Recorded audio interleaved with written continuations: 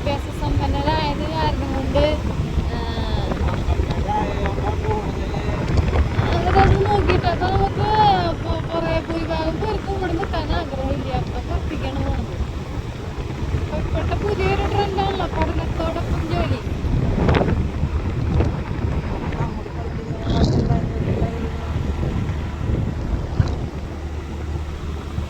പക്ഷേ എനിക്ക് തോന്നുന്നു ഇവിടെ നിന്നാലും നമ്മുടെ ഈ ഇന്ത്യയിലും അല്ലെങ്കിൽ കേരളത്തിലൊക്കെ നിന്നാലും ആവശ്യത്തിനൊക്കെ പൈസ കൂടി അതിനുണ്ടാക്കാം. ഇപ്പൊ കഴിഞ്ഞ ദിവസം ഞാൻ പറഞ്ഞില്ലേ, അവൻ ഗൾഫിൽ പോകാൻ നിന്ന ചെക്കനായിരുന്നേ. അപ്പൊ അവൻ പക്ഷെ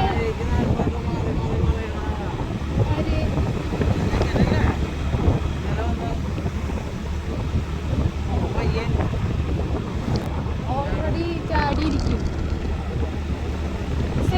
സെയിം ജോലി മറ്റേ സാലറി കൂടുതലാണെന്നുണ്ടെങ്കിൽ എന്തായാലും ആരായാലും ചാടും.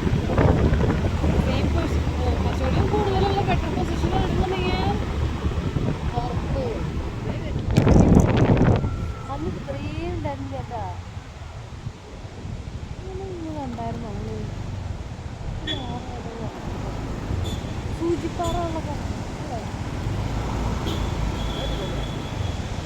അടിപൊളിയായിട്ടോ.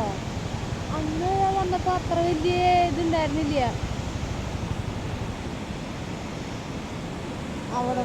ഈ മണ്ണ് കലർന്നിട്ടുള്ള ഒരു ഉണ്ട്, മണ്ണരിപ്പിന്റെ ഒരു കളറ് പോലെ. അതെന്താ സംഭവം, അവിടെ മഴ പെയ്യുന്നു, അതാണ് ഈ കലങ്ങിയ വെള്ളം വരുന്നത്. ചെറുതായിട്ട് ചെറിയ രീതിയിൽ ഉരുൾപൊട്ടി ഉണ്ടാവും, ചെറുതായിട്ട്, വലിയ കാര്യമായിട്ടല്ല, ചെറുതായിട്ട്. അപ്പൊ കലങ്ങിയ വെള്ളത്തിന് കൂടെ വരണുണ്ട് ചെളി. ചെളിയുണ്ട്, അത് നല്ല പ്യൂർ വെള്ളമല്ല.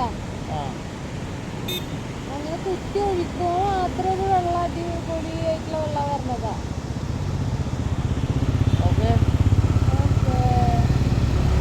ഇതാണ് സൂചിപ്പാറ വെള്ളച്ചാട്ടം കേട്ടോ.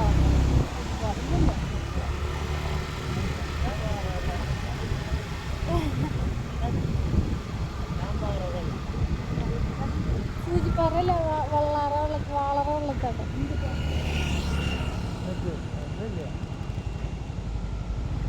വാളറ വെള്ളച്ചാട്ടം, വാളറ.